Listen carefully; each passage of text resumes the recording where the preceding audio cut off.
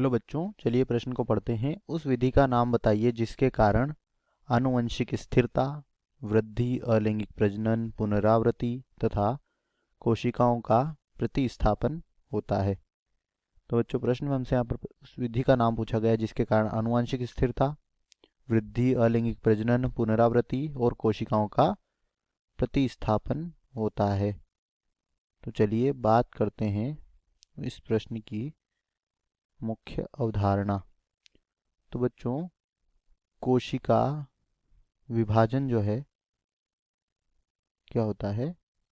कोशिका विभाजन यह वह विधि होती है जिसके कारण क्या होता है? जिसके कारण आनुवंशिक स्थिरता, अगर इसे हम समझें, आनुवंशिक स्थिरता में क्या होता है कि जब कोशिका विभाजन होता है तो इसके फलस्वरूप युग्मक का निर्माण होता है, और युग्मक निर्माण के कारण क्या होता है? जो कोशिका विभाजन होता है, इसके कारण जो युग्मक निर्मित होते हैं वह अगुणित होते हैं। और जब अगुणित युग्मकों का क्या होता है, लैंगिक जनन के दौरान संलयन होता है, तो इससे क्या होता है? युग्मनज का निर्माण होता है। और युग्मनज में जो गुणसूत्रों की संख्या होती है यह द्विगुणित संख्या में होते हैं, अर्थात पैतृक में जितने गुणसूत्र होते हैं उतने ही युग्मनज में आ जाते हैं। इससे आनुवंशिक स्थिरता बनी रहती है।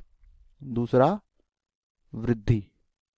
तो बच्चों, वृद्धि जो है यह आकार में वृद्धि, जो सजीव होता है उसके आकार में वृद्धि ही आकार में क्या होता है? बढ़ोतरी होती है, इसे ही वृद्धि कहा जाता है।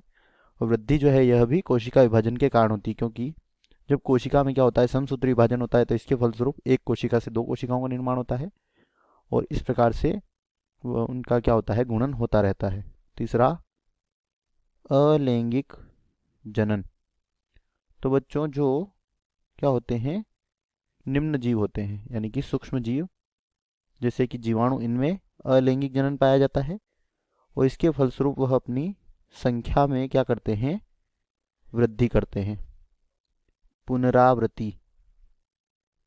तो बच्चों, जो पुनरावृत्ति होती है और कोशिकाओं का प्रतिस्थापन, इसके लिए भी क्या होता है? कोशिकाओं का प्रतिस्थापन, इसके लिए भी कोशिका विभाजन उत्तरदायी होता है। तो बच्चों, यहाँ पर हमारा उत्तर हो जाएगा कि वह विधि जिसके कारण आनुवंशिक स्थिरता, अलैंगिक प्रजनन, वृद्धि, पुनरावृत्ति और कोशिकाओं का प्रतिस्थापन होता है उसे कोशिका विभाजन कहते हैं। आशा करते हैं यह उत्तर आपको समझ आया होगा। धन्यवाद।